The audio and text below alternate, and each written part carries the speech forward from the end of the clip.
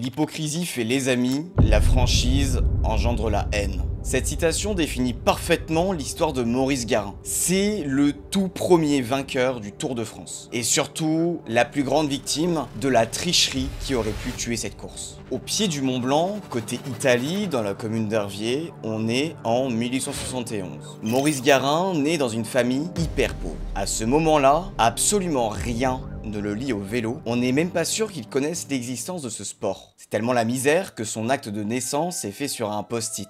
La légende raconte que la région était tellement à l'abandon qu'ils ont dû vendre les services de leurs enfants pour survivre. Des Français passaient la frontière pour chercher de la main-d'œuvre contre une meule de fromage. C'est-à-dire que l'artisan du coin proposait aux parents de Maurice et des autres enfants de faire bosser leur fils de 4 à 10 ans toute la semaine, l'équivalent de presque 400 € au SMIC aujourd'hui pour un adulte, contre une simple meule. Maurice Garin aurait travaillé en France dès 6 ans sur les toits des habitations pour ramoner des courants de cheminée. Ça donnera son surnom, le petit ramoneur. Exploitation de gosses profitant de la misère humaine, l'esclavage moderne quoi. À 15 ans, en 1886, il arrive en France. Ses parents ont décidé de quitter définitivement l'Italie pour s'implanter beaucoup plus loin, dans le nord de la France. Il découvre le vélo là-bas. Son grand jeu est de faire des distances le plus vite possible, l'équivalent des segments Strava de l'époque. Visionnaire, c'est ce qui le fera se faire remarquer par des passionnés de vélo. Je suis incapable de vous dire qu'il a recommandé à la marque de cycle La Française, mais toujours est-il qu'il est embauché par ces derniers pour courir des courses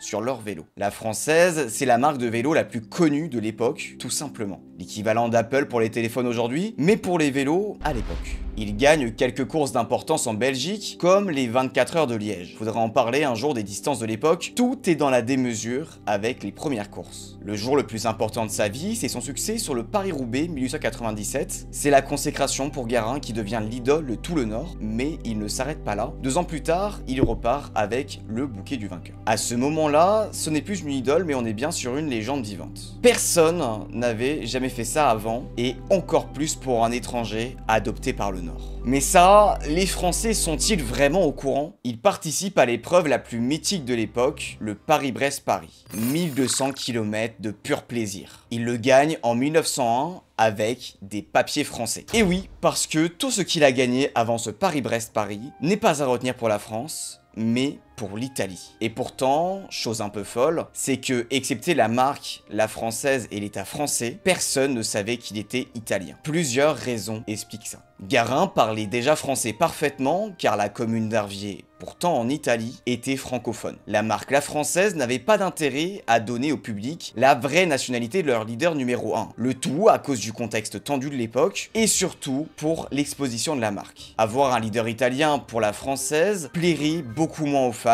et donc le business marcherait moins. Enfin, l'État français n'était pas à faire des concessions sur les conditions de naturalisation, même pour une star du sport le plus populaire de l'époque. Considérez que c'était une autre époque. Garin avait beau être arrivé en France à 15 ans, c'est à partir de son émancipation et sa majorité à 21 ans que le compteur pour sa naturalisation a débuté. Il a entamé les démarches en 1892, s'est marié en 1896 et divorcé l'année suivante. Il s'est fait naturaliser en 1901. Malgré une femme française, un enfant né en France, il a dû attendre 1901 pour pouvoir enfin être français. Lui qui a gagné de grandes courses et qui était l'égérie d'une marque qui se targuait d'être franco-française, c'est un peu marrant, je dois vous avouer.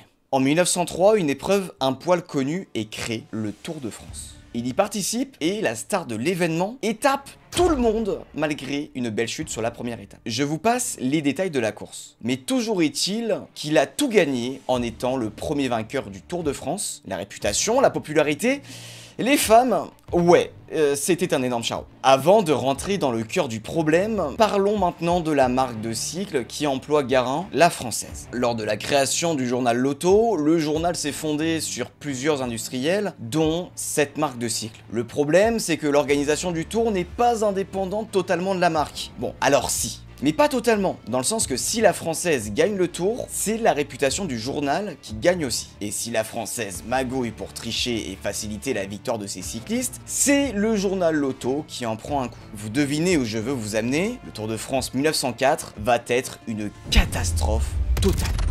Et ce, à cause des marques de cycle. Il planifie plus des bonnes stratégies de course, mais comment bien tricher. Clous sur la route, bastonnage, empoisonnement. Le Tour de France se termine tellement en fiasco qu'un orage vient annuler l'arrivée en triomphe au Parc des Princes. Pour le journal Lotto, qui est l'organisateur du Tour de France, avec à sa tête Henri Desgranges, c'est le clou qui vient terminer la scellée du cercueil. Il le dit même à la fin du Tour, pour lui c'était le dernier. Il a vu ce qu'il s'est passé et ne veut plus le revivre. Le Tour aurait pu s'arrêter là, oui. Mais l'Union Vélocipédique de France, l'UVF, va passer au crible tous les scandales de la course. Elle va prendre 5 mois pour donner son verdict. Les 4 premiers du Tour de France 1904 sont disqualifiés. Maurice et César Garin sont les 2 premiers suspendus à vie du cyclisme. Et c'est Henri Cornet qui remportera cette grande boucle. Imaginez la stupéfaction, la colère des fans qui grondent contre le vainqueur qui n'en était pas un. De plus, c'était le plus jeune vainqueur du Tour et surtout ne l'avait pas, mais ne serait-ce que rêvé cette victoire. Une victoire trop grande pour un humain qui ne souhaitait pas être connu dans la rue. Il ne réapparaîtra pas non plus sur les courses, de peur d'être pris pour cible. Garin a tout perdu dès ce jour. La Française garde tout de même sa licence d'exploitation car il avait un magasin de cycle à Lens, qui est la commune du Nord où il est arrivé avec sa famille au début de l'histoire. Mais c'est tout. Il a remporté les courses qu'il fallait, a gagné pour la marque, mais cette dernière l'a laissé tricher. La marque n'a pas tremblé une seule seconde, à l'inverse du journal Lotto qui a failli y passer. Le coureur, lui, a vu sa seule raison de vivre, l'adrénaline de la course, disparaître telle une ombre.